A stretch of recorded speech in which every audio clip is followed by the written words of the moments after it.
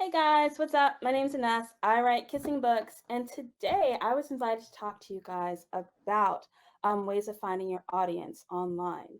Um, like I said, my name's Ines. I'm the author of over 60 books, yes, over across two different pen names, one who writes sweet military romance and one who writes steamy paranormal and contemporary romance. And when I show you this presentation, I'm going to start talking very generally. And then I'm going to get into very specific. So if I start referring to things, you're like, what the heck is she talking about? I'm going to show you the specifics. So don't get scared. All right, let me just do a little bit of sharing of my screen. And now you can see my presentation. It's supposed to be 5 tips to finding your audience online, but I started counting and there's more than 5 tips in here. So I took out the 5. Don't anybody tell Cerise. Um, and the first tip that I have, well, the first global thing that I want to talk to you guys about is having a goal. So many times as artists, we don't have a very specific goal that we're trying to reach. We just want to, maybe we want to make money, maybe we want to have our art seen. It's kind of loosey goosey. I'm a very specific person. I'm a wordsmith, so I like to make sure I'm using the right words and I like to make sure I'm having the right goals. So I have a very smart goal whenever I'm doing anything. And when it comes to my author business, I have a smart goal. I have a specific, measurable, attainable, relevant, time bound goal. My goal was to be able to pay my household expenses with my royalties. I live just over the bridge from Washington, D.C., in Arlington, Virginia. And for me to take care of myself and my family, I need to make $2,500 per month. So that's a very specific goal right there. That's what I needed for my art, for my words to do for me, to pay my household expenses and have my kids not crying about they're hungry. I needed to make $2,500 a month. Okay, so that's specific, it's measurable. How in the heck am I going to attain that? Well, I attain that by making a marketing plan. I sell books. My books are on the average they're about $2.99 each book. So I'm making about $2 profit with each book that I move. Okay, so that's about 250 books a month. How in the heck am I going to? Is my math right? I'm not a math major, but I had to sell a certain amount of books a month. I know it was $80 worth of books per day that I needed to sell. So it's 40 books a day that I needed to sell. So I needed to figure out how in the heck can I move 40 books every single day of the week of the month in order to hit that $2,500 per month. Because the relevancy of that was my kids were going to cry if I didn't feed them.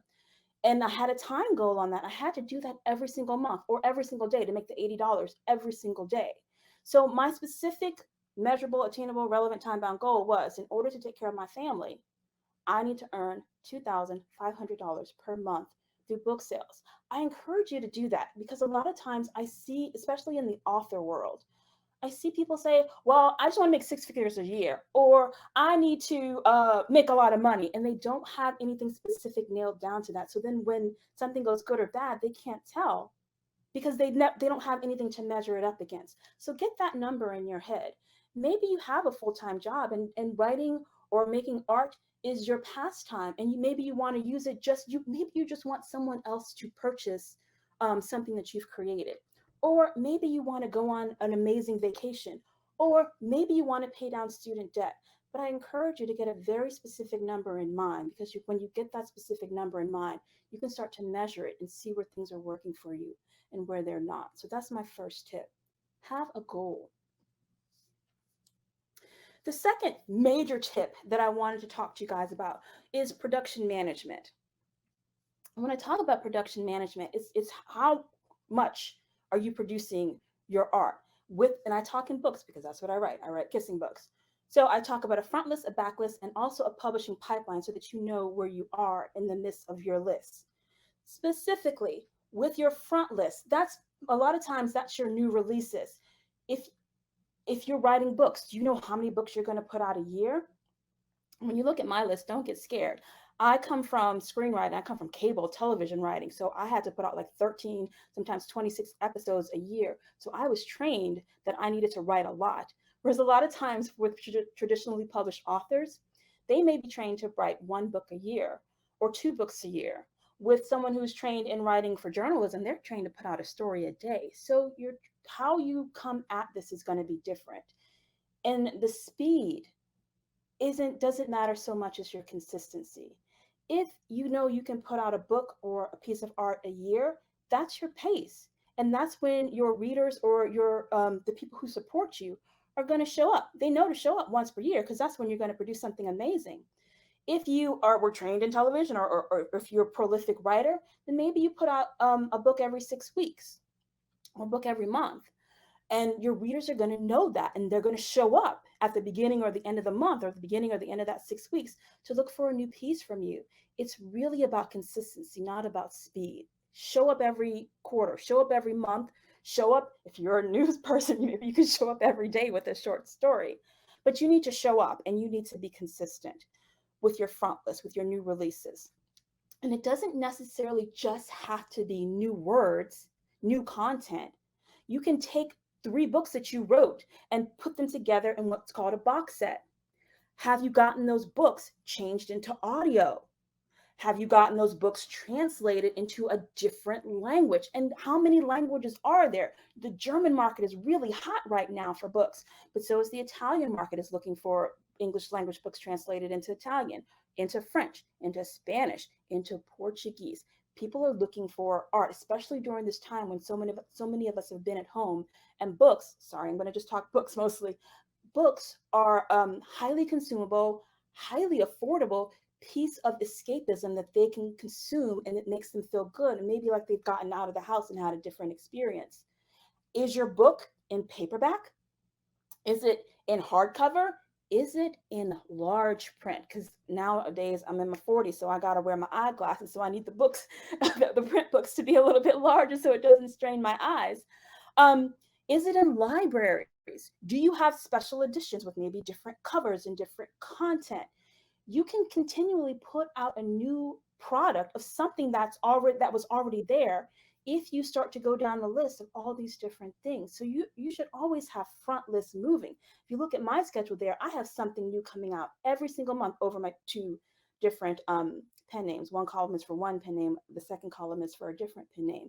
Now I have something new coming out every month, and some of those are box sets, some of those are short stories, something new, because I've trained my audience, I've trained my readers to expect something new from me each and every month.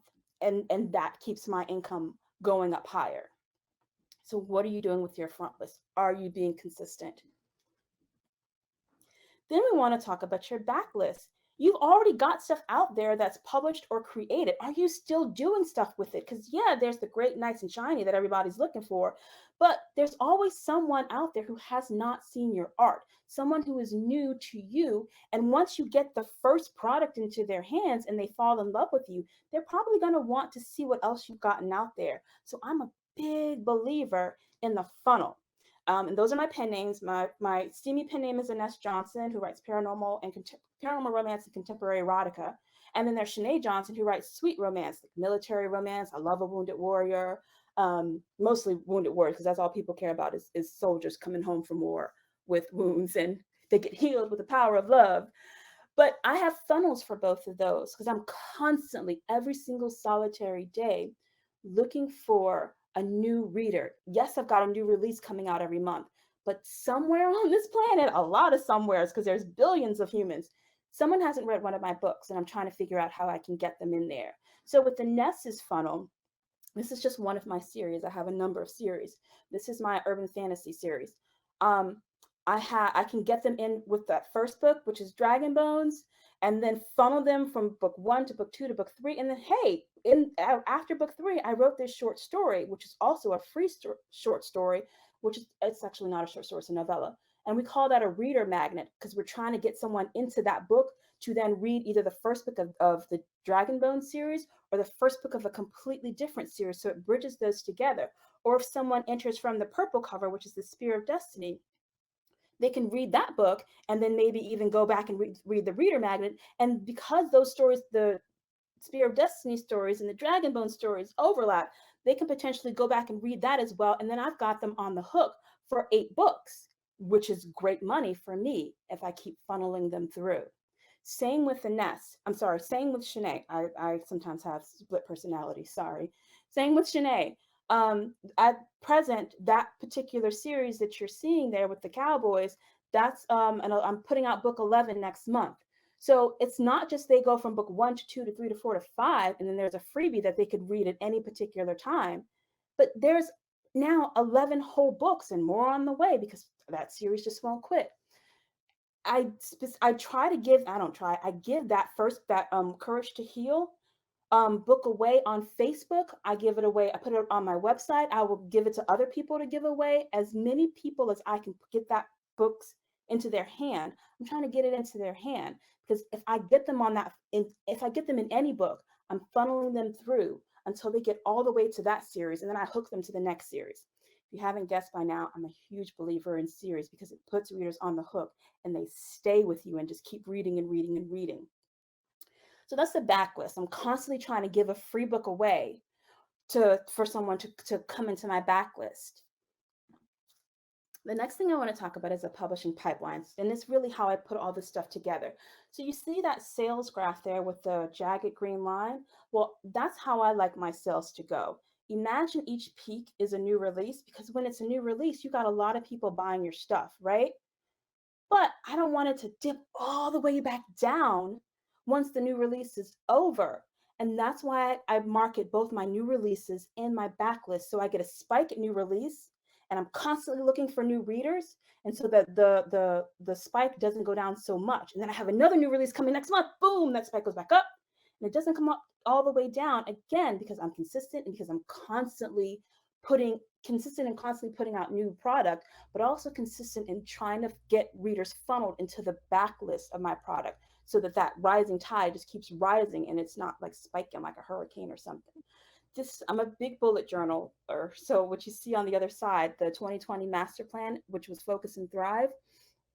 I plan in quarters, and every quarter I make sure that something is going on in terms of new releases, in terms of me trying to promote my backlist. So when you see their BookBub feature deal, we'll talk about that a little bit more. When I say series starters, I always have at least one first book in a series that's free that I'm trying to use as catnip to get new readers to come and try out my stuff. And I'm always at the very bottom there where it says backlist promo. I'm always running some kind of promotion to get people funneled into the backlist. And again, that's what keeps my sales from spiking up and down, up and down. It goes up and it gets steady, and it goes up higher and gets steady, and it continues on and on and on. So the big tip, which was really the tip that I started with when Cerise asked me to do this presentation, was marketing. And there's a whole bunch of tips in here. But marketing is how I found my audience, really. It was knowing that not everybody wanted to read the kind of books that I'm writing, especially, and that's why I have two different pen names. The Shanae readers, the Shanae Johnson readers, that's sweet romance. It doesn't have any sexy times in it.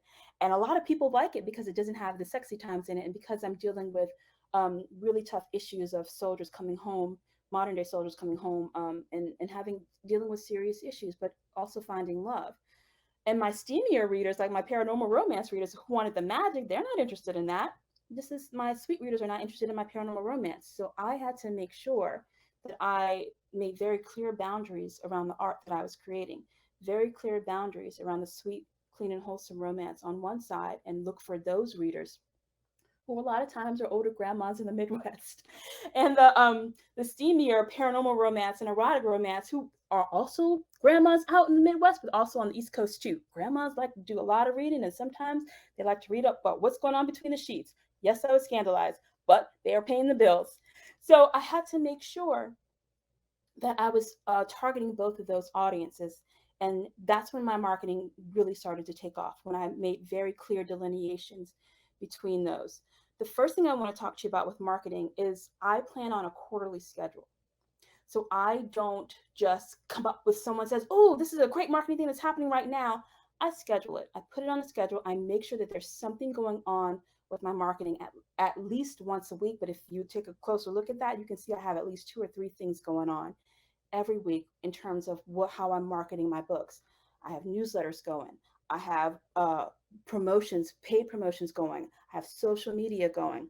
I'm constantly having something celebrating and shouting about my books and hey, come buy my book. But that's the quarterly review, one promo per week, and I'm typically focusing on one series per pen name each week. Now, remember I said I was going to get specific. Here I go, getting super specific. Those are three promo site gatherers: Nick Erickson, David Gogren, and Kindlepreneur. If you just Google them, Google those names, uh, their sites will come up, and you're going to see a long list of promotions on each site. Some of them will be, you can designate by the genre that you write: paranormal romance, urban fantasy, thriller, crime, and others you can choose the price. Some promotion sites are free, or they might be $5, and some are more expensive. Like they can get up into the $1,000, and sometimes those are worth it. Sometimes they're not. But guys, the only way that I was able to figure that out, what was worth it and what's not worth it, is by testing. I tested the heck out of promotion sites. So there is my Q1 2021 plan for what I was promoting. And the first book there, OHBK, which stands for On His Bended Knee, which is one of my sweet books, I started to send to particular promotion sites. So BookSense is one of the promotion sites that you'll see. Again, these are for books. Romance Reads was another one. Faithful Reads was another one, because my clean and wholesome romances would do really well with Christian readers, because there's no sex, there's no swearing, there's no violence, and they like it like that. So I went and I did. I paid for the promotions for them to send my book out to their list of readers, and some of them worked super well. Some of them didn't work so well. Another tip is to make sure you do these one at a time.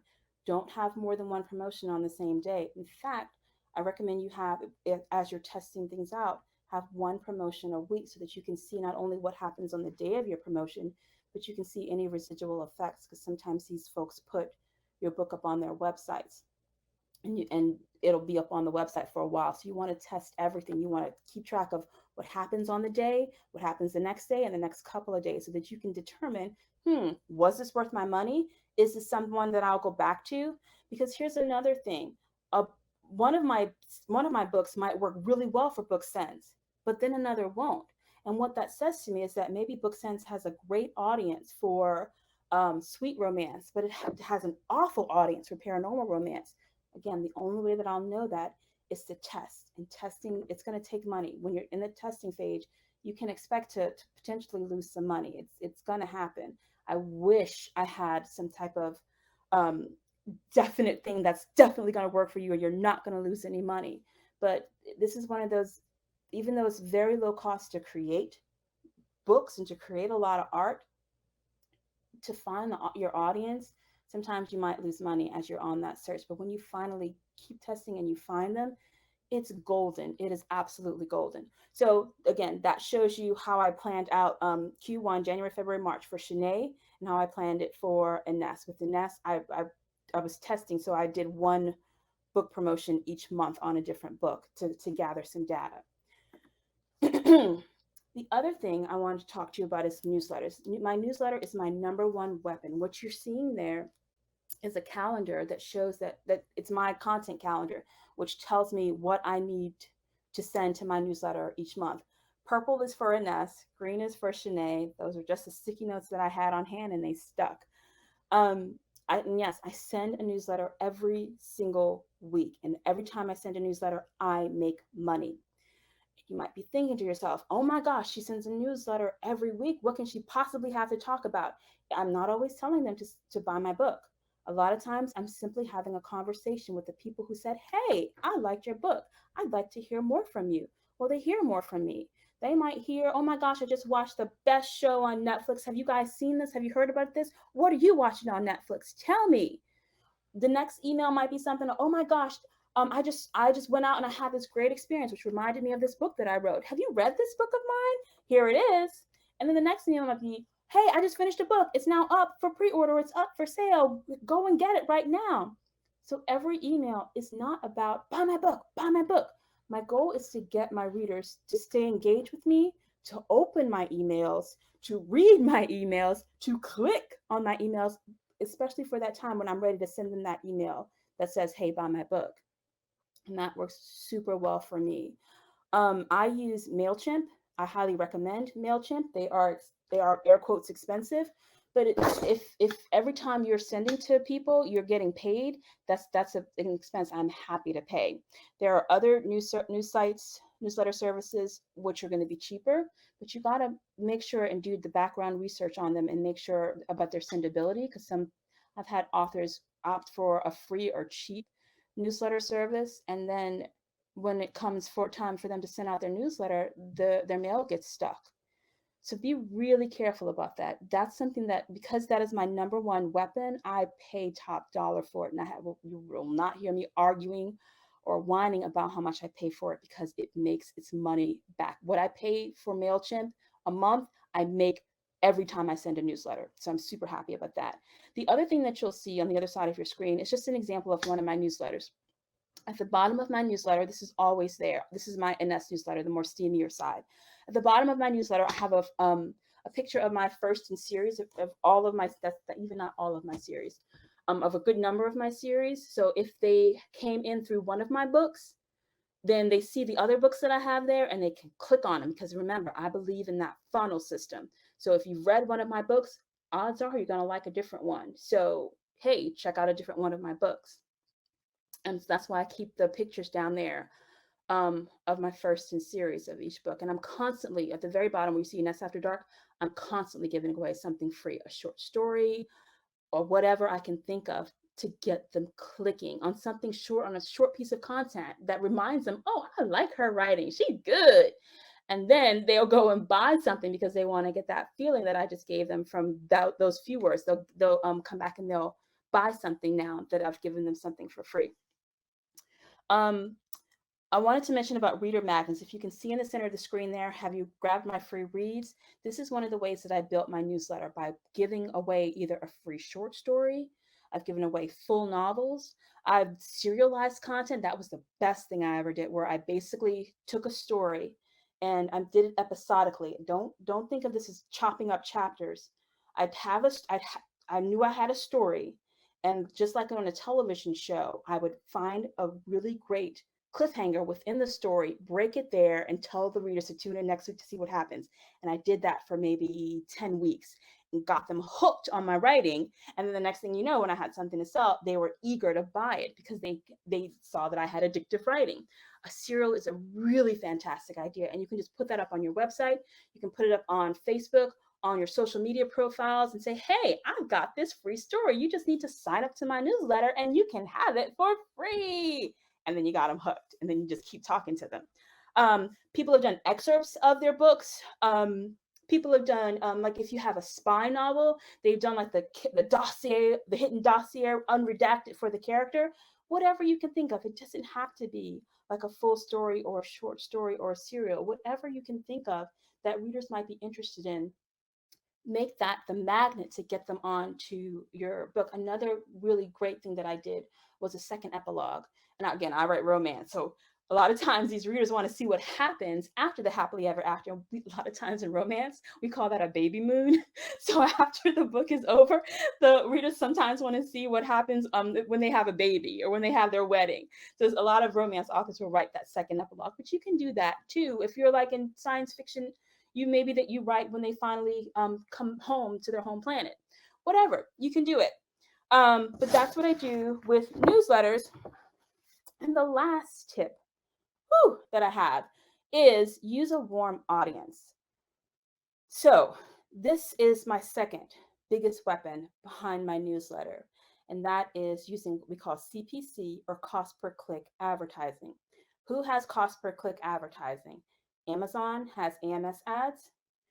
BookBub, which has BookBub featured deals for books, and Amazon, it's just not for books. If you sell a different type of art that you can sell through Amazon, you can advertise that product too. But again, I'm an author. BookBub is a huge promotional site. They have 20 million readers, and they send out an email every single day, with free and discounted books.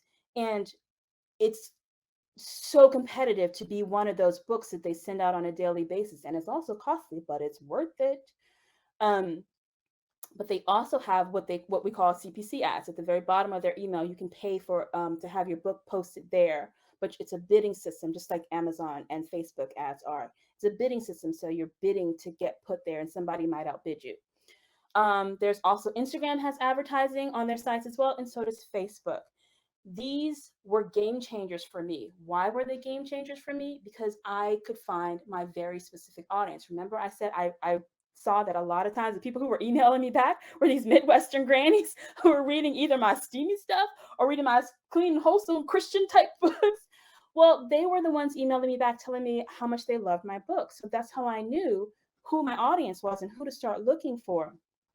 And a lot of times when you sign up, not a lot of times, all the times when you sign up for AMS ads, not AMS ads, excuse me, with Facebook ads or Instagram ads or BookBub ads, they can give you some of this data back. Definitely with Facebook, they can give you some of this data to tell you not the names of who's clicking on your ads, but they can tell you the demographics of who's clicking on your ads.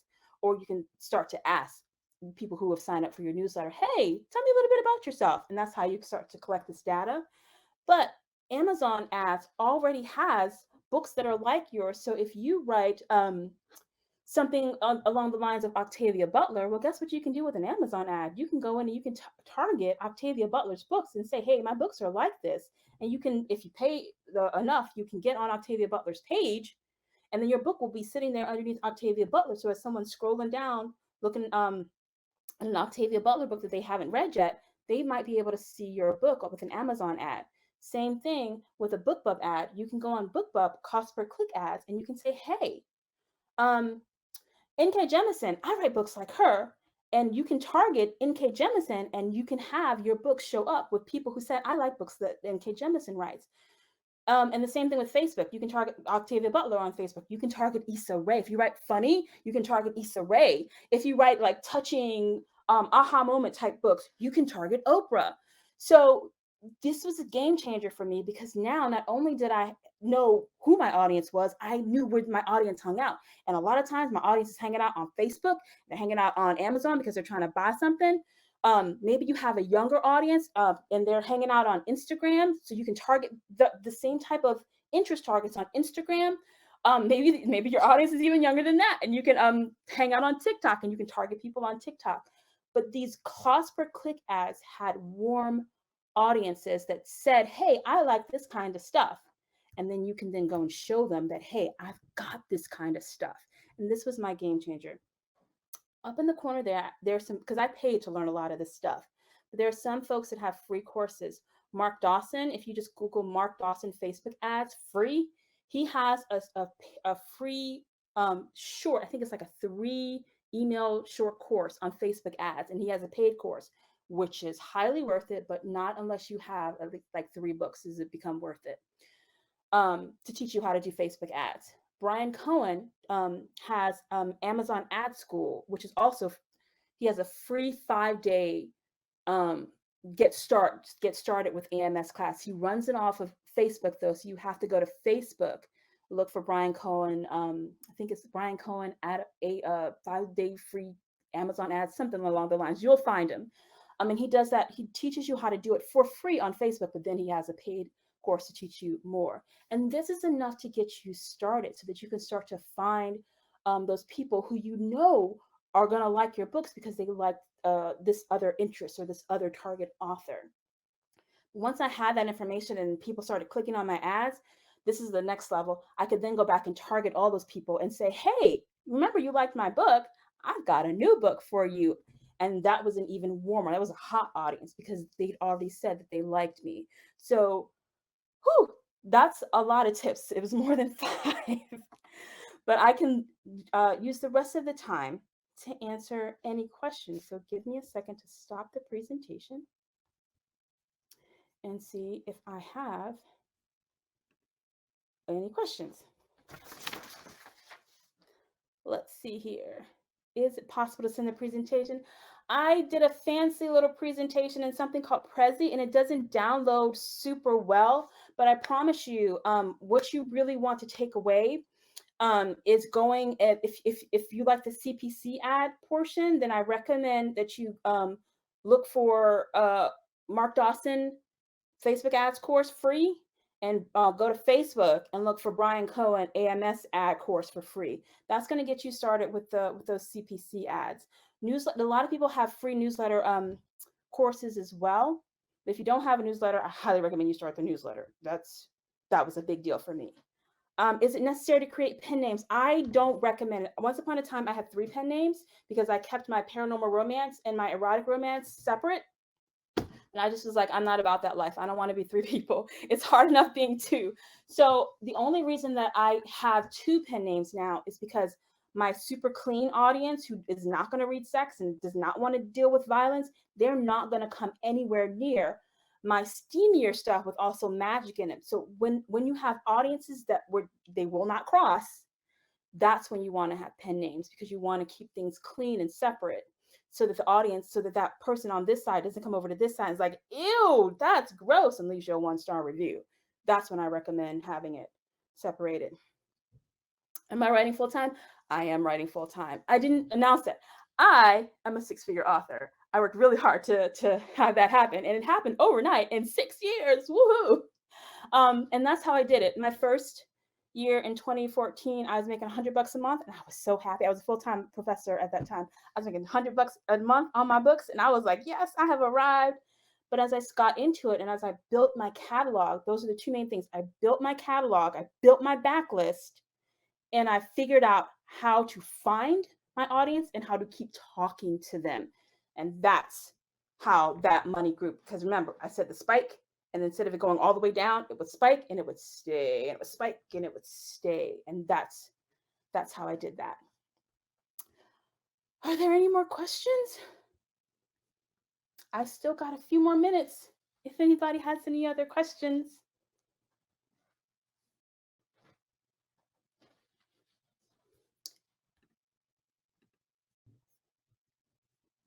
Don't be shy. I've shown you all of my stuff. I was a professor and I have a doctorate in education, and I use that to write super steamy books now. And I'm happy and super proud. And my daddy knows. Thank you, Jared. Yes. Romance is super lucrative. But only if you like it. If you don't like it, people will be able to tell. If you don't know the rules of romance, people will be able to tell. I've been reading romance since I was 12 years old when I wasn't supposed to. My godmother, in her kitchen, instead of on her pantry, instead of having like cans of like vegetables and pasta and stuff, she had Harlequin novels, and she just let me come in and just take them and read them whenever I wanted to. And that was my introduction into romance, and it stuck, even though I'm from television and I wrote children's media. I used to work for National Geographic Television and the Discovery Channel. And I was always reading romance, and every once in a while I fancied myself writing one. And that's what I do now. And no looking back, I'm super slap happy with my life. What is my biggest struggle when writing? Trying to stick to just one manuscript. I'm trying to slow down. Because I come from television and I didn't have this teaching where I feel like a lot of traditional authors who come up through the traditional world have this idea that they're only supposed to do 1 or 2 books a year, and that's fine. But I came into this business writing like a script a week sometimes, so I'm used to being prolific, and so I thought that I couldn't go as fast as I could naturally go. And once I let that go and just started to write at my normal pace, that's where a lot of things started to take off for me. So trying to keep a slow pace, realizing that I'm not writing for a new episode each week like we have to do sometimes in cable television, or had to do sometimes in cable television. That was a big thing for me. Oh, Dan, there's a lot of rules of romance. What I would a book that I would recommend is a book called Romancing the Beat by Gwen excuse me, I can spell Gwen Hayes. That's a fantastic book on romance writing.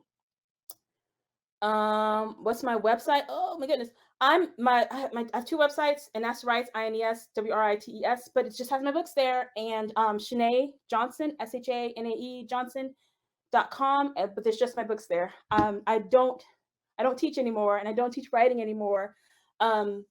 I used to teach screenwriting. I just write books. And I sip tea, and I hang out with Cerise, and that's my life. And I'm the only social media that I'm kind of on is Facebook, and I'm only on there just to do my ads. I'm not antisocial, but I like being home and writing my books. I did once upon a time have a YouTube channel. Last year when isolation got really bad and I needed to talk, I just started to show what I was doing with my author world on YouTube. So if you look for Ines Johnson on YouTube, you'll see some videos, and I do have some Facebook ad videos up there. I have some newsletter ads up there, newsletter promotions, so you can go look for me there and see some things. Were the goals you shared with us at first your first set of goals with your business? Not only were they my, they were my, they, I didn't have goals at first. My first, I take that back. My first goal was to have somebody who wasn't my family reading my books. That was my first goal for a while because I was still a full-time professor. Plus, I was still producing television. I was a screenwriting professor, and I was still producing a couple of television shows. So I didn't need the money. This was just my creative outlet because I was a screenwriter. I wanted to write more romances. It's hard to get love stories on the screen, especially when you mostly write documentaries and children's stuff. Nobody wanted to read my kissing scripts. So this was a way for me to get those stories out. I'm sorry, the sun is setting, not setting, the clouds are moving in. But that was a way for me to get my books out. And that's why I then went down the romance author route. But 3 years ago, my school suddenly just, I worked at an art school and it just shut down. They gave us like a semester's notice. And so I needed my books to take care of me. And they were making about $1,000 a month at that time. So I needed to figure out how to double my income. And that's what I sat down and came, because I was paying attention, but because it wasn't urgent, um, I didn't need to sit down and make a very strategic plan. But when I had to make that strategic plan, that's what I came up with, and that's what worked. Um, and I wanted to tell you, J Rod, that those are still my goals. I even though I'm a six-figure author, my lifestyle is pretty much the same because I'm a little bit of a hermit, and I still need $2,500 a month to live off of. I've got one kid in college, one kid who's gainfully employed, and yeah, I make extra money. I'm getting set for retirement, but this is the pace that I want to keep. If I want, I have some friends who are on track to make $1 million. I kid you not, romance is a lucrative business, and again, if you don't love it, the readers will know, and they will not come to read your books. Ooh, that was bad. So if this is something that you're contemplating, just know that romance readers are very discerning. So you need to get in there and figure out what you love about this genre. Otherwise, they will find you and be mean. Um, drop your site here. So this is my site, but like I said, you'll just find romance stuff there. If you want more productive stuff for you, I would go to YouTube, and I can tell you what my YouTube handle is. Just look for Ines Johnson on YouTube, and you'll find some videos there of me just being bored and needing to talk to people because I couldn't leave the house, and just showing a couple of things. And I know I showed like Facebook ads. I know I showed things like um, how I deal with my newsletter and some things like that. I've got about 5 minutes left. If there's any other questions that I can answer, I've gabbed on here for a good long time. And I've done more than 5 tips. So if anybody reports back to Cerise, let her know I did at least, the very least, I did 5. But I showed her this presentation and she was like, yeah, that's a lot. Can I please repeat? Was it build, catalog, find your audience? I'm not sure what you're asking me, Barbara. Can I repeat? Was it build, catalog, list, find your audience? If you could rephrase that so I can make sure I give you the best answer possible. Because yeah, I'm not sure what you're asking me. I'm sorry. But were the goals you shared with us first? At first, you okay? So there was really no order. Um, the, you do them as you can. So I did build my backlist. I built a backlist of books because I was writing trilogies at first. I was writing 3 books in a series at first because I knew that series worked, because I saw that if I put out book 1, I would get some sales. When I put out book 2, I got more sales of book 1, and then a good number of sales of book 2. But when I put out book 3 or book 4, it just went up exponentially. So I saw that happening, and I knew, okay, this is what the romance readers want. They don't just want some romance readers don't just want one book. They want to get into a town or into a family where they could tuck in and be with them for a while. So I started writing series for that reason. But that was a part of my build your backlist strategy. And some people do write in standalones. That doesn't make sense to me because I come from television where we have episodes in a season. So that doesn't make sense to my head. So I built my backlist up so that when I caught one reader in one series, I could funnel them to another series. So that was one strategy that I had. The other strategy that I had was to find my audience. And we talked a bit about those strategies of looking on Facebook, on Instagram, doing the paid newsletters, doing the social media promotions. That was a way that I found and then built my audience and kept talking to them over and over again. But another one was to have that goal so that I could measure out when things were working for me and when things weren't. I think that's Jared. Jared asked that question. J. Rod asked that question. Were the goals you shared with us at first your first set of goals with your business? And they weren't. And we talked about that. They weren't. They became my business goals when I took this business seriously. Because at first I did not have to take business seriously. Build a backlist of books. Is it? Yes. It was build that backlist, and that's actually on my wall. If you can see over my shoulder, is to build my backlist, and that's what's happening. That's my backlist over there, because that's when I sit down and I analyze my business each month. That's what I see is people starting with book 1 and zipping all the way through the series. I can literally see the sales. If I get 5 sales of book 1 today, then I'll see like 4 sales the next day and 3 sales the next day and 3 and 3. And so I knew that strategy was working for me. And it might also be, I've got 1 minute left. It might also be because I come from episodic television and that's how I write. I write episodically. So I kind of leave you with some questions at the end of the book that get answered in the next book. I did it. I'm so happy that you guys showed up. I hope some of this was helpful, and I hope you have a fantastic rest of your time at the con. Thank you guys so much for joining me. Bye now.